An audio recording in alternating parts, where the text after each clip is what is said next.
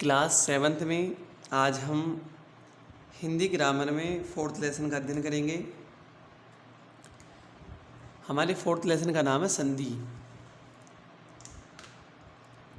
सबसे पहले देखिए संधि द्वारा शब्द रचना।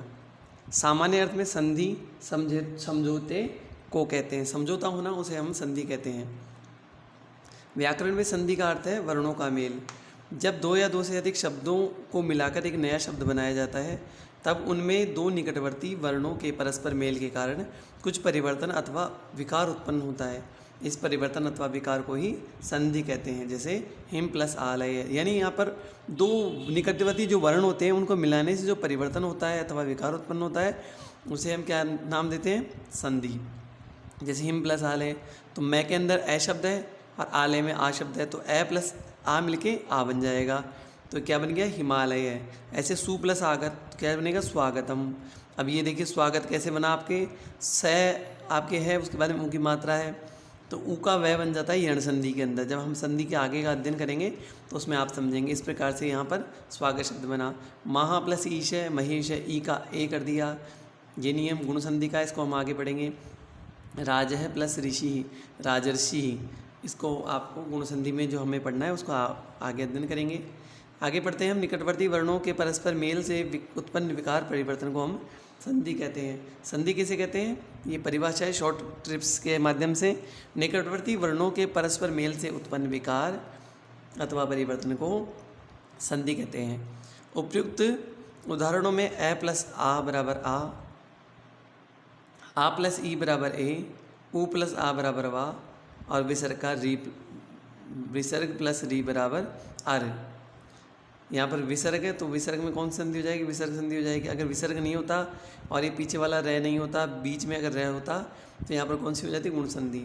वर्णों के मेल से उत्पन्न परिवर्तन या विकार है। संधि का प्रयोग भाषा में संक्षिप्तता लाने के लिए किया जाता है, यानी शॉर्ट बनाने के लिए किसी भी बात को। जैसे हिम प्लस आलय, इनको शॉर्ट कर दिया हिमालय। आगे देखिए यहाँ पर संधि विच्छेद है। संधि द्वारा मिले वर्णों को अलग अलग करने को संधि विच्छेद कहते हैं। जैसे धर्मार्थ, धर्म प्लस अर्थ, परमानंद, परम प्लस आनंद, ये विच्छेद कर दिया है यहाँ पर। अब संधि के भेद।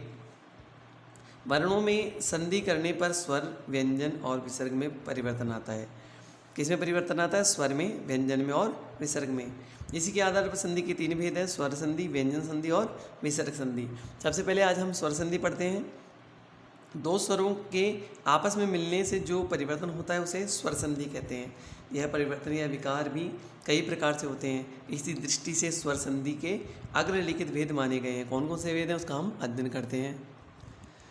स्वर संधि के भेद। स्वर संधि के निम्नलिखित 5 भेद हैं: दीर्घ संधि, गुण संधि, वृद्धि संधि, यण संधि और आयादी संधि।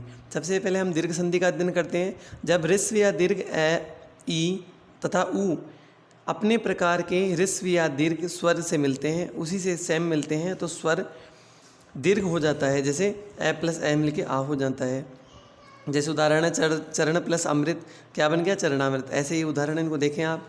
जैसे आ प्लस ए बराबर आ हो जाता है, जैसे विद्या प्लस अर्थी विद्यार्थी हो जाता है। ऐसे ही उदाहरण है, इसको आप देखें सेवार्थ को। अगला है ए प्लस आ, ये बन गया होगा आ। ये उदाहरण हमारे पास में हिम प्लस आलय, ये शब्द बन गया हमारे हिमालय। देखिए हिम के अंदर मैं शब्द है, मैं के अंदर ए आ गया और इधर आ है, ये ए प्लस आ बराबर आ हो गया, तो ये क्या बन गया? हिमालय शब्द। ऐसे आ प्लस आ, तो ये आ बन जाएगा। सदा प्लस आनंद, सदानंद शब्द बनेगा। इसी प्रकार हमारे पास में ई के उदाहरण है। ई प्लस ई, छोटी ई है, बड़ी ई हो जाएगी। कवि प्लस इंद्र, कविंद्र शब्द बन जाएगा। ऐसे छोटी ई और बड़ी ई है, इसका दीर्घ ई, बड़ी ई हो जाएगा। जैसे मुनि प्लस ईशा है, मुनीशा है। यहाँ देखिए बड़ी ई है, इसका आगे छोटी ई दे रखा है, इसको मिला के बड़ी ई हो जाती है, तो मही प्लस इंद्र है, महेंद्र शब्द बन जाएगा। इसी प्रकार बड़ी ई है, इधर भी बड़ी ई है, इसको मिला के बड़ी ई हो जाएगा, तो सती प्लस ईश है, तो सतीश बन जाएगा आपके पास में। फिर हमारे पास में ऊ शब्द है। ऊ प्लस ऊ बराबर दीर्घ ऊ हो जाता है। जैसे लघु प्लस उत्तर, लघुत्तर बन जाएगा। फिर छोटा ऊ है, फिर इसको मिलाने के बाद में बड़ा ऊ मिलाया, छोटे ऊ से बड़े ऊ को मिलाया तो बड़ा ऊ हो जाता है, तो लघु प्लस ऊर्मी, लघुर्मी शब्द बन गया। फिर बड़ा ऊ यानी दीर्घ ऊ है, ऋस्व ऊ से मिलाएंगे तो दीर्घ ऊ हो जाएगा। जैसे समूह प्लस उत्सव, चमुत्सव बन जाएगा। अब यहाँ पर दीर्घ हैं दोनों, ऊ प्लस ऊ बराबर ऊ बन जाएगा। जैसे समूह प्लस ऊर्मी, चमूर्मी। आपको मैंने ये जो नियम है इसमें से एक एक उदाहरण बता दिए, बाकी जो उदाहरण उनको आप पढ़ें और उनको हल करें कि उदाहरण किस प्रकार से बन रहे हैं। ये हमारी दीर्घ संधि कंप्लीट हुई। अब हम गुण संधि का अध्ययन करते हैं। ऋस्व या दीर्घ ए के बाद ऋस्व या दीर्घ ए का मेल यदि स्वर या दीर्घ ई से हो तो ए हो जाएगा, यदि ऋस्व या दीर्घ ऊ का ऊ से हो तो ओ हो जाएगा, री से हो तो अर हो जाएगा। देखिए यहाँ पर ऋस्व या दीर्घ ए दे रखा है प्लस से पहले, ए के बाद में अगर ई आए तो ए हो जाएगा, ए के बाद में ऊ आएगा तो ओ हो जाएगा, और ए के बाद में री आएगा तो अर हो जाएगा। इस प्रकार से हमारे पास में यह आवरण है। जैसे ए प्लस ई बराबर ए होता है, तो यहाँ देखिए नर शब्द है, नर में ए शब्द है और इधर ई दे रखा है, तो ई का हमें क्या करना है, ए करना है गुण संधि में। गुण संधि में तीनों शब्द इंपॉर्टेंट है, ई का ए, ऊ का ओ और री का अर हो जाता है। इस प्रकार से हमारे पास में ये वर्ण है, तो नर प्लस इंद्र नरेंद्र शब्द बन जाएगा हमारे पास में। ए के बाद ई है तो ए करना पड़ेगा। तो दूसरा उदाहरण आप देखें सुरेंद्र का, कि सुर प्लस इंद्र तो सुरेंद्र शब्द बनेगा। आगे देखें इसमें हमारे पास में ये ए के उदाहरण, इनको आप हल करेंगे। फिर हमारे पास ओ का उदाहरण है एक, हम देखते हैं इसमें ए प्लस ऊ मिलके ओ बनता है। जैसे पर प्लस उपकार परोपकार बनेगा। जैसे पर के अंदर रे के अंदर ए शब्द है, इधर ऊ दे रखा है, तो ए प्लस ऊ मिलके क्या बनता है, ओ बनता है गुण संधि के अंदर। क्या शब्द बनेगा, परोपकार। इस प्रकार से आपके पास शब्द है, इनको आप हल करें।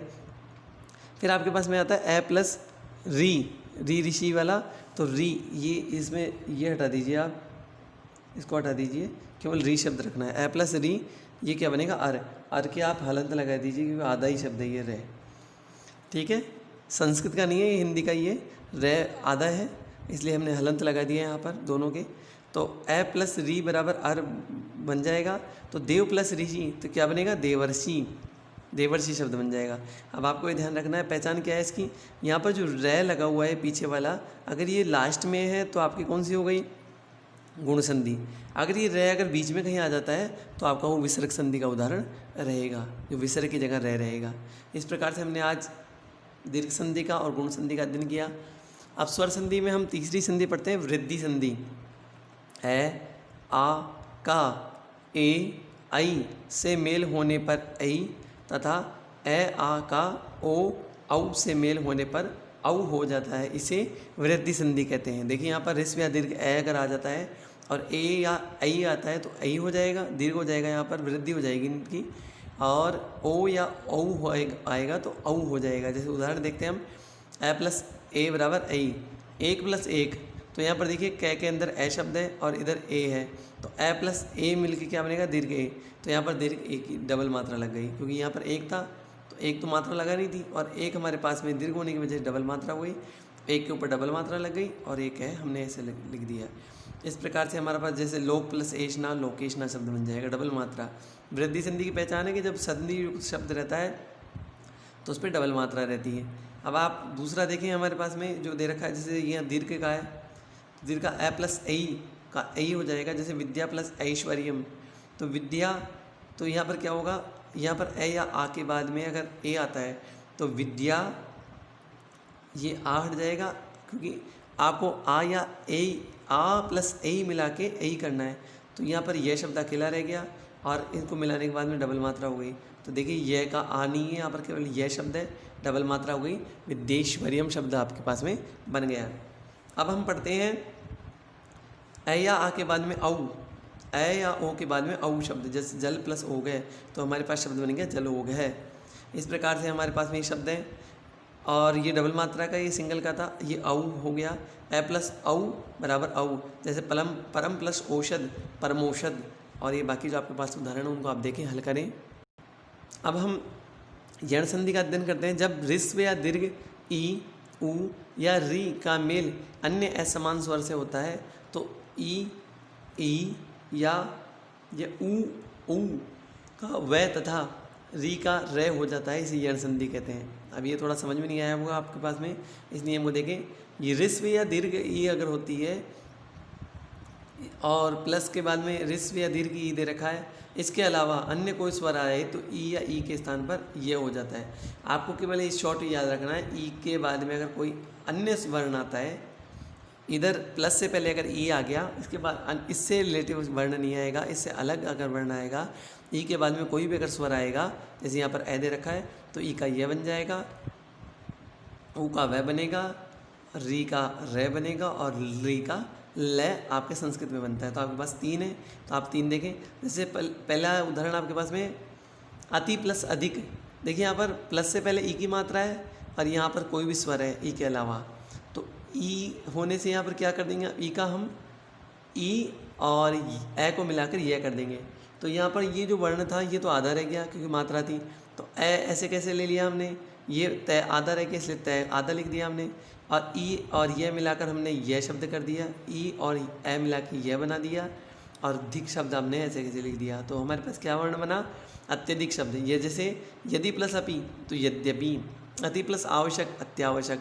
अब आपको ये ध्यान रखना है कि यह से पहले आधा वर्ण होगा, यण संधि के अंदर यह या वह से पहले आधा वर्ण होता है। दूसरा उदाहरण हम देखते हैं, जैसे ए प्लस ए मिलके वह बनता है, जैसे गुरु प्लस अर्पण, तो ऊ आ गया, ऊ और ए मिलके वह बन जाएगा। तो देखिए यहाँ पर रे आधा हो गया ऊ निकलने से, तो गु शब्द ऐसे कैसे आ गया, रे आधा इसलिए ऊपर भेज दिया, और ऊ और वह मिलके ऊ और ए मिलके वह बन गया।